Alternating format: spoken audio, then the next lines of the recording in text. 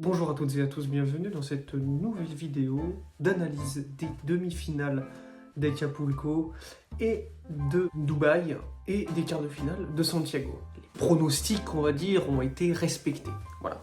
C'est parti pour les tops et les flops. Commençons avec les tops.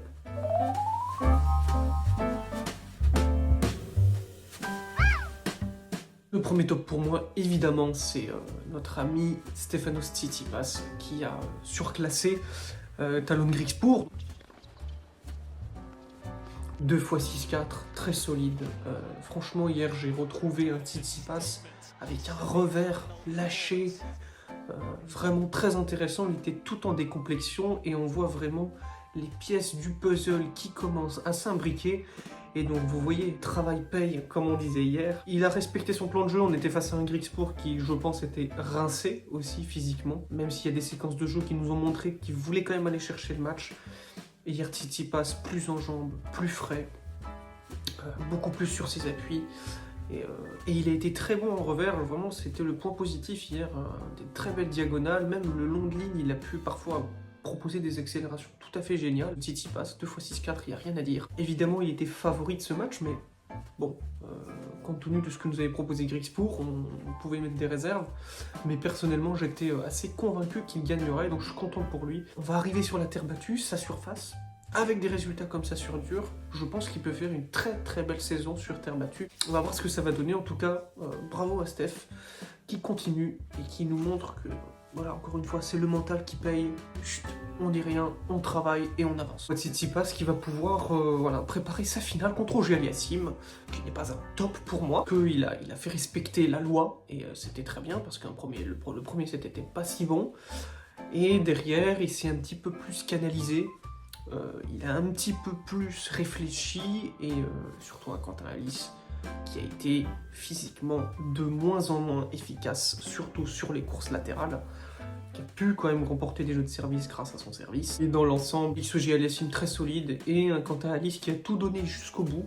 Donc bravo à Félix, mais je tiens à féliciter Quentin Halys et à l'encourager pour la suite de cette saison parce qu'il nous a proposé une semaine de dingue et donc je tiens à le féliciter. Mais évidemment, félicitations à Félix qui affrontera Tsitsipas. Pour corroborer le propos, on va regarder un tout petit peu les statistiques du match pour voir que Félix a vraiment très bien servi. Le double d'ace de Quentin, 74% de premier service remporté contre 66.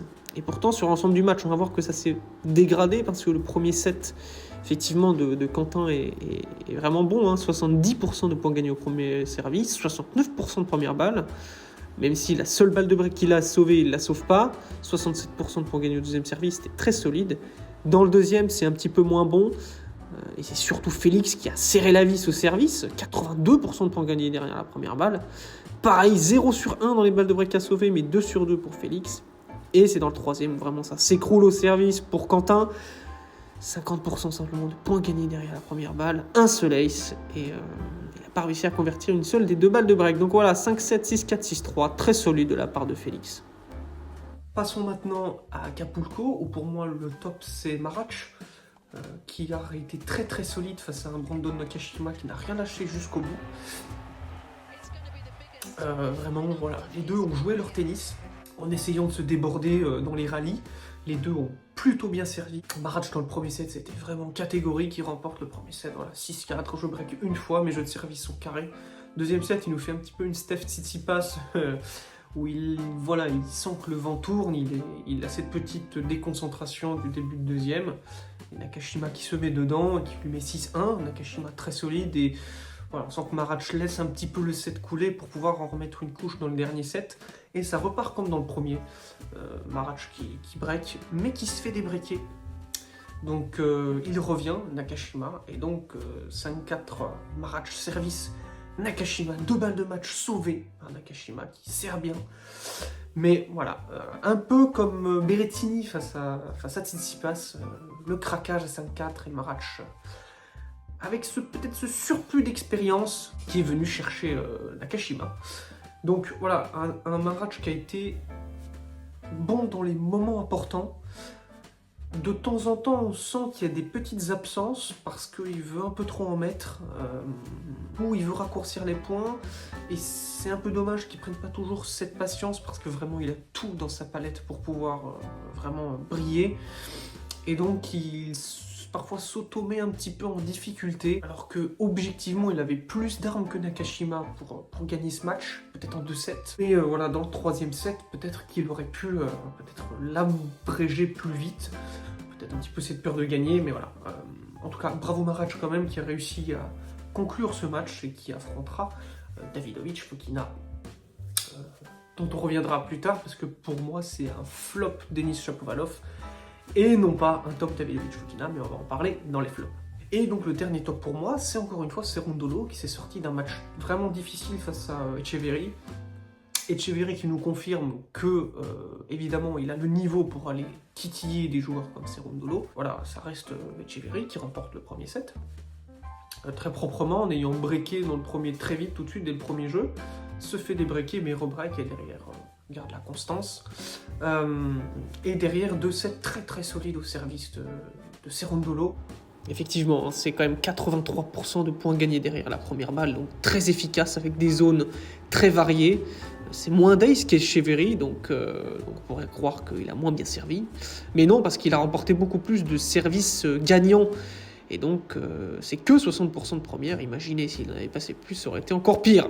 Etcheverry qui a pas réussi à faire la différence en fait dans le jeu face à Cerundolo, surtout sur les jeux de retour. Et donc c'est un petit peu ce qu'on disait hier par rapport à Navone, que c'est des joueurs qui n'ont pas d'autre chose à proposer qu'entre un Cerundolo qui faisait finalement plus ou moins tout mieux que Etcheverry, donc en termes de puissance, en termes de déplacement, en termes de service. Même de lecture du jeu, je trouve moins affûté que l'année dernière, Etcheverry. Donc effectivement, sur un 250 comme Santiago, c'est un match où on ne savait pas trop ce que ça pouvait donner, a priori du match, parce que Cerundolo joue beaucoup. Etcheverry est pas très bon, mais bon, on sait pas trop mélanger les deux entre un Cerundolo fatigué et un Etcheverry, on sait pas vraiment ce qu'il est capable de donner. Ça fait qu'on est un peu désarçonné quand on voit ce genre de match, c'est pas trop qui fait quoi. Mais malgré tout, moi j'avais un petit avantage pour Cerundolo parce que il propose quelque chose quand même de très intéressant sur terre battue depuis 2 semaines. Voilà. Donc bravo à Cerundolo parce qu'il a été vraiment très solide. Voilà, ce dernier set au service vraiment implacable, conclu 5 partout, il break 6-5. Boum, 7-5 terminé. Passons désormais au flop. Et pour moi, dans les flops, il n'y en a qu'un seul, et c'est Denis Shapovalov.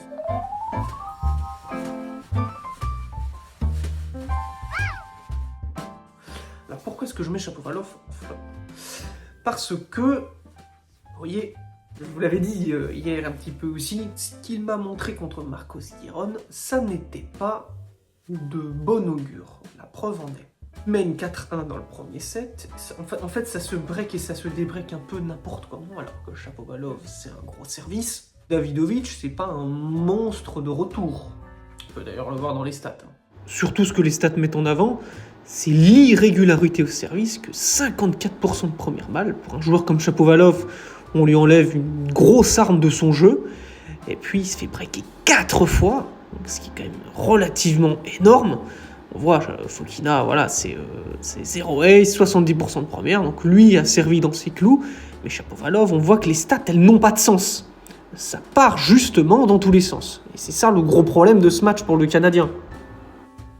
Shapovalov, pour moi hier, il nous a refait du Shapovalov qu'on n'aime pas voir. Où, en fait, quand il va jouer un coup droit, on sait pas. On se dit, oulala, mais ça va sortir ou ça va pas sortir? Vous voyez, quand il arme comme ça, à Dallas, on sait qu'elle sera dans le terrain. Hier, à chaque fois qu'il a armé, on se dit, bah, tous les coups, ça peut sortir 2 mètres derrière. Ça peut, on sait pas trop. Et du coup, on avait un Shapovalov qu'on n'a pas aimé voir, quoi. Il a complètement craqué, commençait à dire c'est bon, I can't à son clan. Et il est retombé dans ses travers pour moi hier. Et attention, parce que je pense qu'il va falloir resserrer les vis là-haut, là, parce que c'est pas tout à fait normal de perdre ce match en fait. Il mène dans le premier set, il doit le cadenasser ce set, il mène 4-1, je crois qu'il y a même à un moment donné des balles de double break. Enfin, c'est assez dingue. Et Davidovich Fokina, bah, il fait du Davidovich, c'est pareil, c'est la fameuse ampoule qui s'allume et qui s'éteint. On a eu du meilleur comme du pire, donc c'est un match où il y a deux mecs qui savent faire le meilleur comme le pire. Bah, en fait, c'est ça, ils ont pas bien joué en même temps. Donc ça a donné un match très décousu. Finalement, pas très beau parce qu'il y a eu des fulgurances qui étaient très intéressantes. Et voilà, ils sont capables d'électriser tout ça avec des coups de raquette de fou. Mais c'était quand même beaucoup de déchets, beaucoup de pression, alors que c'est quand même des mecs, c'est pas des bébés du circuit, quoi. Moi, je dis que le fait que Shapovalov se trouve comme ça contre Davidovich Fokina, qui a été solide, hein, mais objectivement, ce match, c'était pile ou face. Moi, quand je vois 4-1 dans le premier set, je me dis que Shapovalov va l'emporter en 2 manches. Voilà, ça va être 2-7, voilà. Davidovich Fokina pas forcément mieux joué dans le deuxième que dans le premier, ça faut pas non plus délirer. Mais quand j'ai vu qu'il y a eu le débray, parce que j'ai pris le match en cours de route, je l'ai pris à 3-1, 4-2, je fais bon ok, alors là, ce qui va se passer, c'est que ce match, ça va être pile ou face.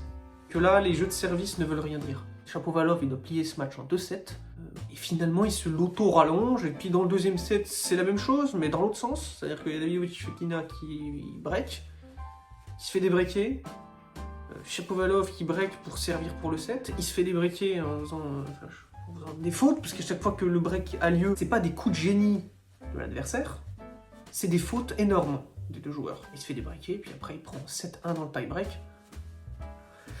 Donc pour moi, flop Shapovalov, parce que ce match il doit le gagner, il doit confirmer qu'il est en forme. Moi je l'ai dit, face à un Giron qui était pas très frais, je l'ai trouvé pas très bon. Mais il a réussi à gagner. Bon, donc on a retrouvé ce Shapovalov où c'est pile ou face. Et Davidovich Fokina, qui est capable d'allier des accélérations de dingue, course latérale de fou, des amortis, des accélérations de revers complètement dingues. Mais c'est pareil, ça part, ça sort de la raquette et adviendra, donc ça a donné un match extrêmement décousu, pas déplaisant à regarder, puisque les deux mecs sont athlétiques, mais tennistiquement parlant, c'était pas propre, quoi. Malgré tout, félicitations à Davidovich Fokina, qui lui a su, dans les moments importants, se remettre d'aplomb et jouer plus juste, en mettre moins. Et donc ça donnera une belle finale contre Thomas Marek. Voilà les amis pour ces débriefs des finales de nos tournois 500 et des quarts de finale de Santiago. Je vous dis à très bientôt les amis, bon visionnage à tous, je vous souhaite des matchs et à demain les amis.